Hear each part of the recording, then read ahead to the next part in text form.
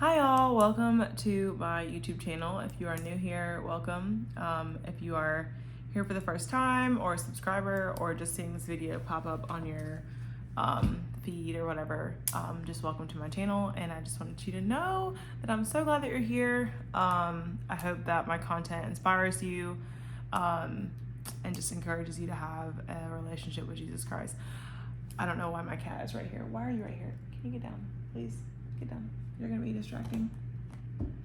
I am currently on a break at work, so I don't have to rush, but I think that I do want to do this in like a respectful time frame, I guess. Side note, I'm gonna put pictures in this one day, and I need to make that a priority because every time it's in the camera, I'm like, oh yeah, it's been like 6 months and I haven't done it. So we're going to continue reading Genesis.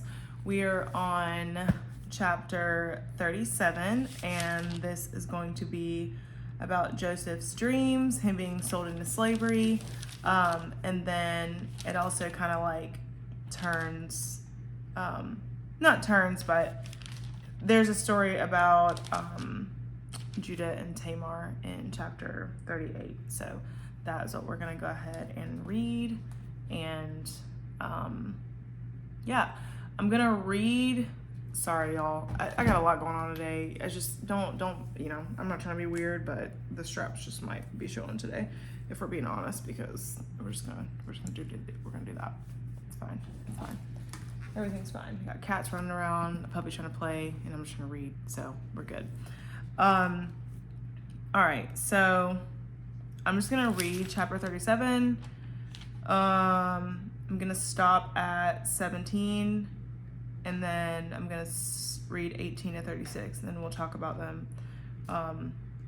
So yeah, I'm reading out of the NLT Bible. If you would like to follow along, I apologize if I go a little fast, but I think that I'll be okay. Okay, Joseph's dreams. Verse 1. So Jacob settled again in the land of Canaan, where his father had lived as a foreigner. This is the account of Jacob and his family.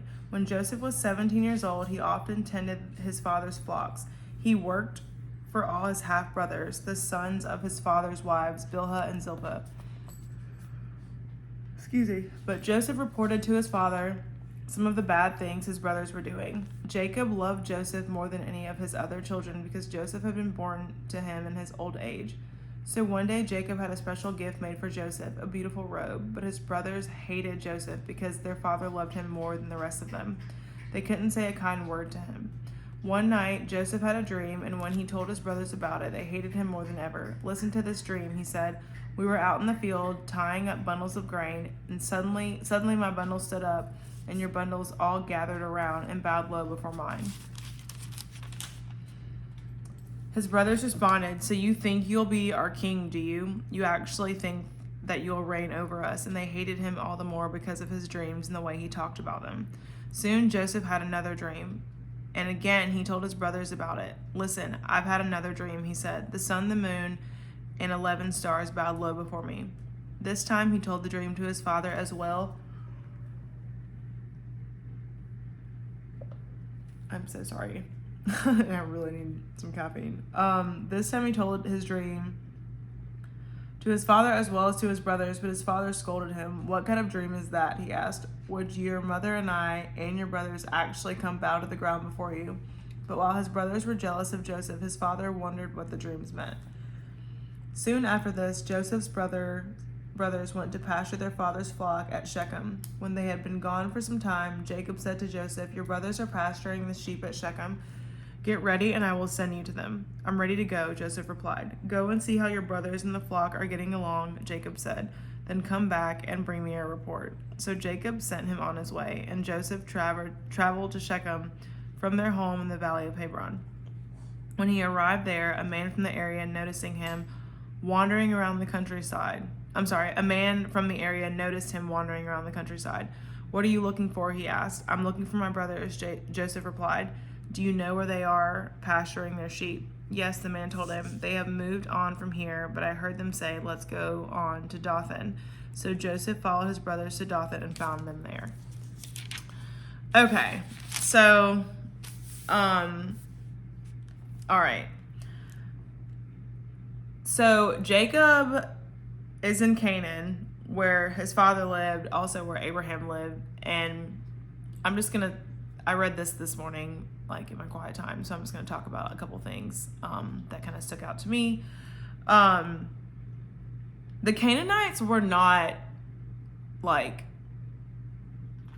in today's time, I guess I would say the Canaanites were very worldly, right? So I found it very interesting that God is having generation after generation after generation of Abraham's descendants, like Isaac's descendants, now Jacob and his family. Like, these people are inhabiting this land that it doesn't directly tell us, but I would assume that these people are not, I don't want to say they're not welcome there, but it would be like people trying to, I don't know. It's July 5th, and I'm assuming that someone is shooting fireworks. Like, I don't know if you guys can hear that, but it's kind of distracting. But what I was trying to say is that it's just interesting that these people are occupying this land, and they keep going back to this land. So let's see. Okay, so we also know how the Bible talks about, and just the word really highlights, like, or at least God has highlighted to me, like, the importance of being a godly woman, like the importance of being like a woman that walks with Jesus, and like how influential that can be to a man, right? To the woman's husband, right? So it's interesting that he works for his half-brothers, which their mothers are Bilhah and Zilpah, which is not the woman that Jacob loved, because that was Rachel, and Rachel is now deceased. So I say all that to say it would be very weird in some ways, I'm assuming, for Joseph to work for his half-brothers. And Joseph was the youngest. So it's just like a very weird place to be. My dog is just being a dog. There's a lot happening in here. Buddy. He's a puppy. I'm just going to let him play. Okay, so his brothers hated him, and his brothers were jealous of him. Joseph was a dreamer. So Joseph has this dream. He tells his brothers about it. And I think it's wild that his brothers knew the interpretation of the dream before Joseph even knew. Because he has this dream about grain, and his brothers say, "Oh, so you think that we're going to be king? Like, how did you get that from grain?" So, oh my gosh, I have to stop. 1 second. You can't tear that up. You cannot tear that up. No, you can't tear that up. Come here, buddy. Come here, buddy. You got all these other. There you go. Okay, sorry. He's like taking his leash, and like I have the little like poop bag thing on the end, and he's just like taking all the bags out, and we're just not doing that right now. All right, so now he's good. All right, so Joseph has another dream, and so he's telling his brothers about this dream, and y'all, I'm not gonna lie, I can totally relate to this, because God is giving Joseph these dreams, and at the time he does not know what the dreams are. He doesn't know what the interpretation of the dream is. He doesn't know what it means. He doesn't know anything other than the fact that he's having these dreams about grain, and these dreams that he's obviously, that they're obviously just interesting dreams, and he's trying to tell his family about them, right? But His family knows the interpretation. And I don't know, like being the youngest, maybe he just didn't know. Maybe he didn't know. It's just this is hitting very close to home. It's a very interesting place to be. So, they keep asking, like, so you think that we're going to bow to you? You think we're going to bow to you? And, like, the reality is God is giving Joseph these dreams. So whether Joseph knows what they mean or not, there are other people around him that do, and they're clearly not necessarily happy with the prophecy that God has given Joseph. And Joseph doesn't really know what it means yet. I think I've kind of said that multiple times in different ways, so hopefully that is making sense. So his brothers were jealous of him, and his father was just kind of confused on like what it meant, right? So then his brothers leave, they go pasture other sheep or other flocks, and he goes and looks for them within the instruction of his father. All right, moving on. Verse 18. When Joseph's brothers saw him coming, they recognized him in the distance. As he approached, they made plans to kill him. Here comes the dreamer, they said. They're literally teasing him. Oh, here comes the dreamer, right? So, okay, come on, let's kill him and throw him into one of these cisterns. We can tell our father a wild animal has eaten him. Then we'll see what becomes of his dreams. But when Reuben heard of their scheme, he came to Joseph's rescue. Let's not kill him, he said. Why should we shed any blood? Let's just throw him into this empty cistern here in the wilderness. Then he'll die without our laying a hand on him. Oh, excuse me. Reuben was secretly planning to rescue Joseph and return him to his father. So, if you have listened to some of my content or just read the Bible, God does like warn us about like jealousy, and just like hating people in general. But Joseph's brothers were so jealous and so just angry with him that I don't want to say angry with him, they just hated him, that they wanted to kill him. So Reuben was kind of like, I guess, like the voice of reason in a way, but he's like, hey, let's not kill him. Why should we do that? Let's just throw him in the cistern and then he'll just die naturally, right? But in the back of his mind, he had a plan to go and get him, and return him to his father. Okay, so when Joseph arrived, his brothers ripped off the beautiful robe he was wearing, which is like the robe from his dad, and they grabbed him and threw him into the cistern. Now the cistern was empty, there was no water in it. Then, just as they were sitting down to eat, they looked up and saw a caravan of camels in the distance coming towards them. It was a group of Ishmaelite traders taking a load of gum, balm, and aromatic resin from Gilead down to Egypt. Judah said to his brothers, what will we gain by killing our brother? We have to cover up the crime. Instead of hurting him, let's sell him to those Ishmaelite traders. After all, he is our brother, our own flesh and blood. And his brothers agreed. So when the Ishmaelites, who were Midianite traders, came by, Joseph's brothers pulled him out of the cistern and sold him to them for 20 pieces of silver. And the traders took him to Egypt. Sometime later, Reuben returned to get Joseph out of the cistern. When he discovered that Joseph was missing, he tore his clothes in grief. Then he went back to his brothers and lamented, the boy is gone. What will I do now? Then the brothers killed a young goat and dipped Joseph's robe in its blood. They sent the beautiful robe to their father with this message, look at what we found. Doesn't this robe belong to your son?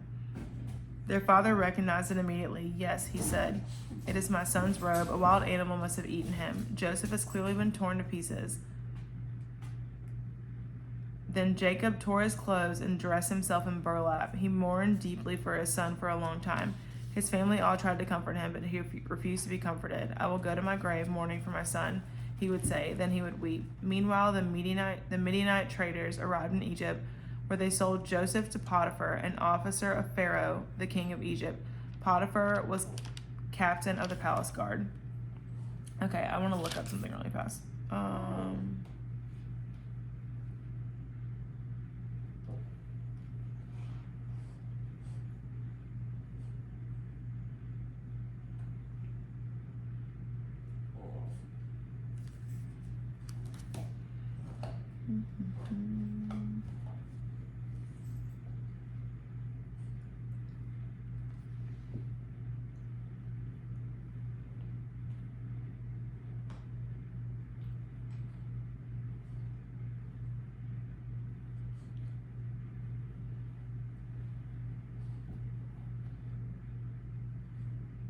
Okay, Reuben was the oldest son. Okay, Reuben was the oldest son, so maybe that was why he was kind of like a little bit of the voice of reason. Okay, and I was wrong. Joseph was not the youngest. Benjamin was the youngest because Benjamin was the one that was born before Rachel died.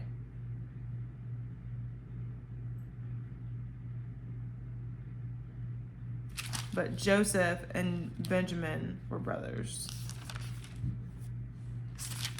I'm just looking back at chapter 35. Just a lot going on. Okay, so I stand corrected on that. My bad.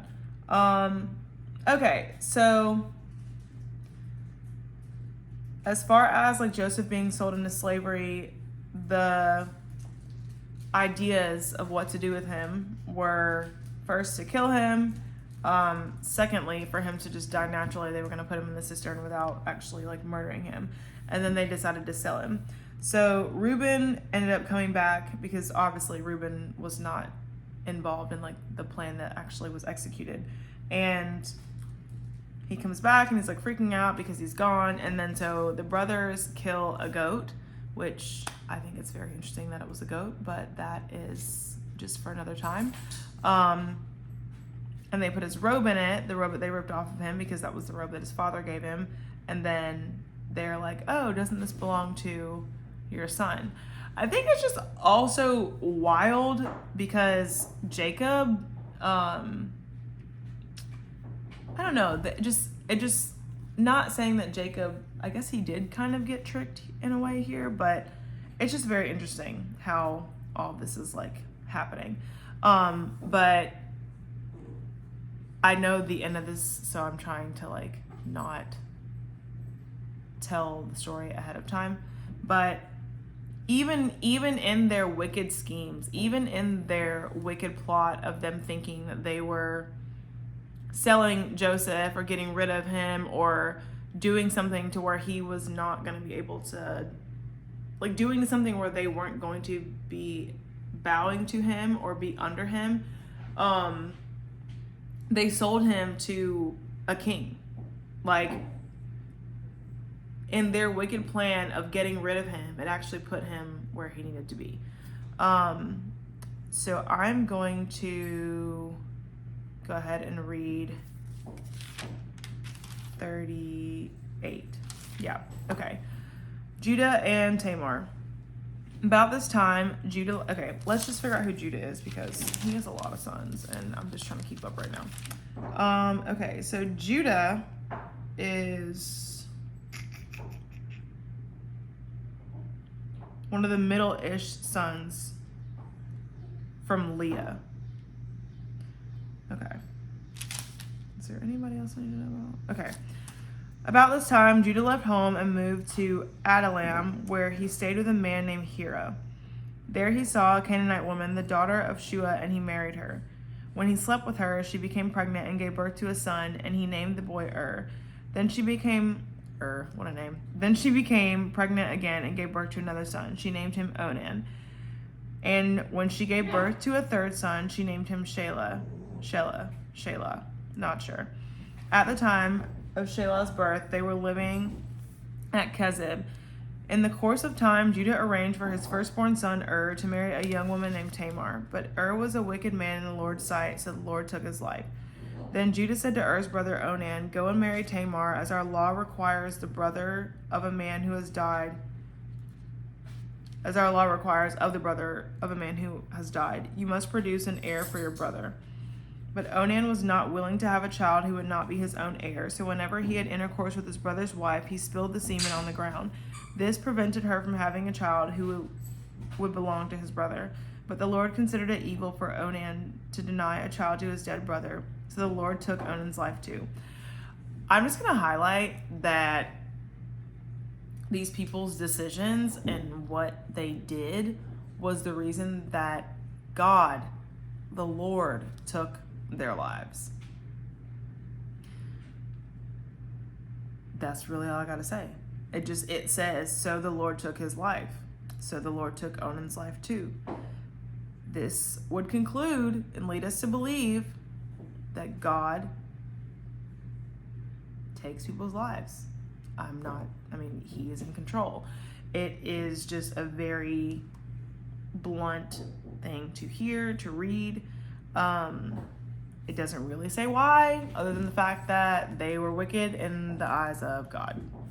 That's kind of where we're at. There was one more thing. Okay, so these are just my thoughts. I'm not sure if it's because he married a Canaanite woman. I'm not sure necessarily if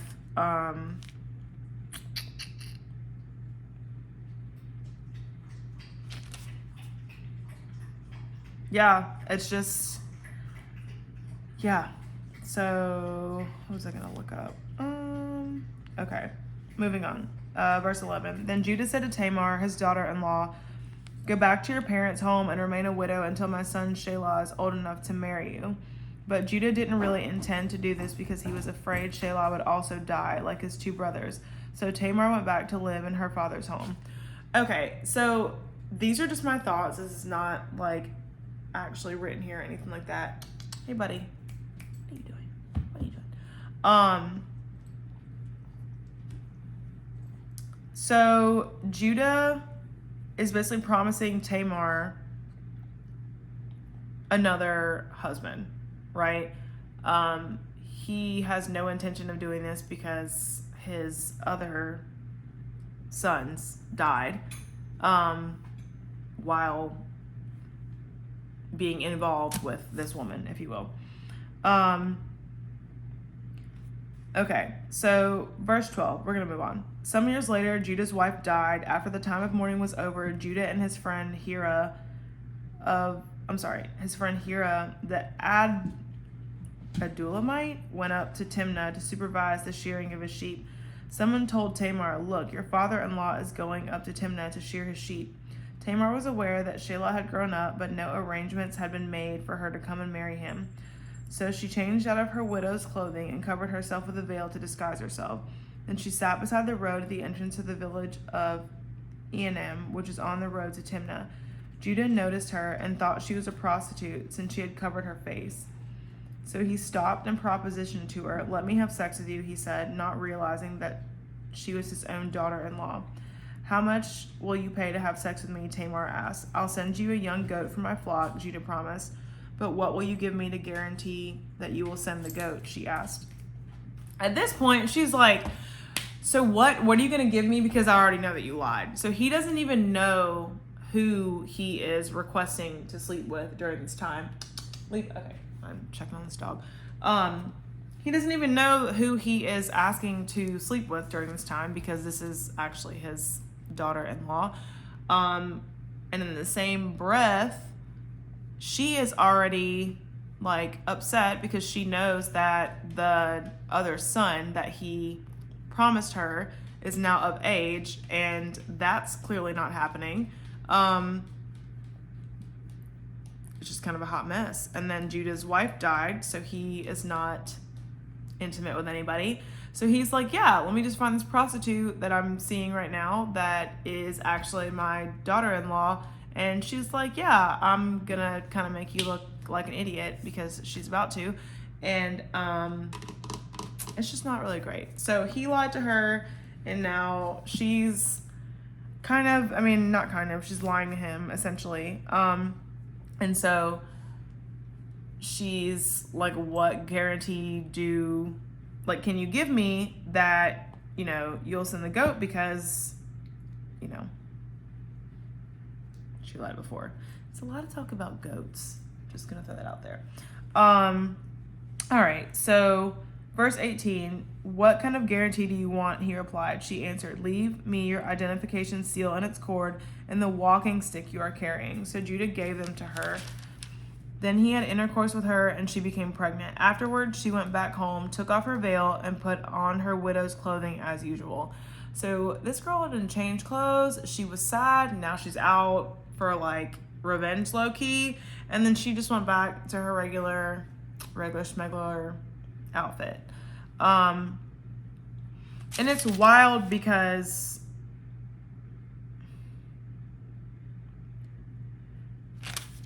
it doesn't say, or maybe other versions say, or what have you, but I believe that she just really wanted a baby. Like, I don't know if I have read that or heard that in other commentaries or maybe other sermons or whatever, but this girl just wanted a baby. Like, that's like ultimately, like, her husband died, then the next guy, you know, didn't want to have a baby that wasn't actually like gonna be his kind of deal, you know, like, and I guess back in that day. And then she's promised another husband that she has to wait for. That doesn't happen, so she's now making like her father-in-law look kind of foolish, and she's pregnant. So yeah, moving on.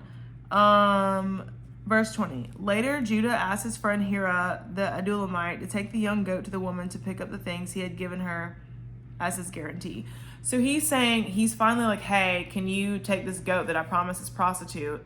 Can you take this back up to her? But Hira couldn't find her. So he asked the men who lived there, where can I find the shrine prostitute who was sitting beside the road at the entrance to Enaim?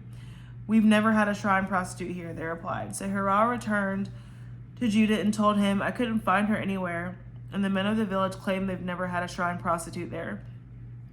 Then let her keep the things I gave her, Judah said. I sent the young goat as we agreed, but you couldn't find her. We'd be the laughing stock of the village if we went back again to look for her. So now he's trying to keep his word, and he can't find the person that he made the promise to, right? Verse 24. About 3 months later, Judah was told, Tamar, your daughter-in-law, has acted like a prostitute, and now because of this, she's pregnant.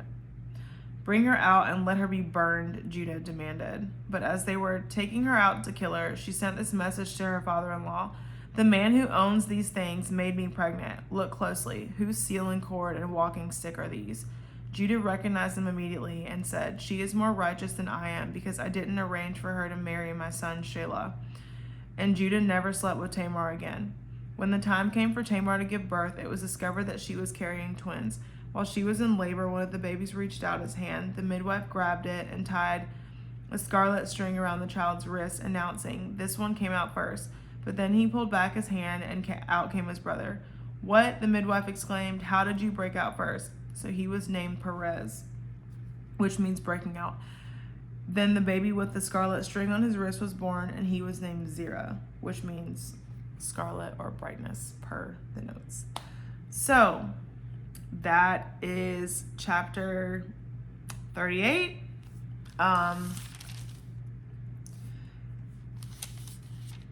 It's a very blunt story, if you will. But I think what is highlighted the most, I mean, in 37 and 38 is like the emotions that all these people had. So you've got Joseph working for his step brothers, or whatever you want to call it, and he's, you know, younger than majority of them at this point, and you know, he's having these dreams and the encounters with God, whether he knows it or not, and he's sharing his dreams with these people that are like, oh, like, you think that we're gonna bow to you? And like, they're in his family. Like, he's sharing these dreams with people in his family, and people get jealous of him and they want to kill him, and then, you know, he ends up being sold to a king. And then you've got in the same family, because Judah is Jacob's son, they got a lot going on. Like, they just got a lot going on. And in the story of Judah and Tamar, I think what really sticks out to me is that they're both wrong, but at the same time, I'm not condoning what they did or how they went about it, but I'm just trying to make it human. Like, Judah was scared because his sons died, both of them. Whether he knew that God just did that or not, right? Like, it doesn't really tell us. But then Tamar is married, or was at one point, and the law requires the brother of the man that passed to produce an heir for his brother. So Onan didn't want to have a child that wasn't his, like whether that was him being selfish or was that him, I don't know. It doesn't necessarily tell us the reason, but it's like I try to look at all the emotions behind like why these people did what they did. And so imagine, like, in her defense, again, not condoning what she did, but imagine like your husband dying and then you have to sleep with his brother in the hopes of having a son. He doesn't do what he's supposed to do sexually, if you will, and you don't have a son, and then both of them die, and you're waiting on something that your father-in-law is promising you, which doesn't happen, and she has nobody. Like, she's literally in mourning. Doesn't condone what she did, but she has no husband, she has no son, she basically low-key kind of has like no family. And so she sleeps with her father-in-law and now has 2 sons. And in the same token, like, her father-in-law didn't keep his word. And he was kind of hypocritical because once his wife died, it just, he just with Tamar and was like, oh, I can't believe she acted like a prostitute, bring her out, let her be burned. And then come to find out he was the one that did it. So it's kind of a hodgepodge of a hot mess. But he remembered what he didn't do. So, and when I say that, I mean that he did not arrange the marriage for the other son that he promised her. So that is chapter 37 and 38. Thank you all for listening. Genesis is a wild book. Like, I don't know. If you guys have been following from the beginning and you've made it to the end of this video, I just want to say thanks for watching it, and just thanks for, thanks for being here still and listening to the rest of this and following along with Genesis, because it's like whenever I think I'm not on time with like reading, it's always something I can relate to. Like, it's always something, whether it be in my life personally or people around me, like I can always relate when I open the Bible. And today has just been like a really good day. And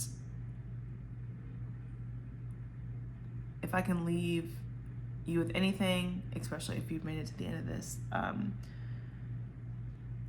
everyone's going through it. Like, everyone is going through something. There are so many things that people are going through that they don't talk about. And I have to remind myself of this too. Like, there are so many reasons why people do things the way that they do them that maybe they don't know about yet. So I just want to encourage people to be kind. And that is really all I have. I will see you guys next time. Bye.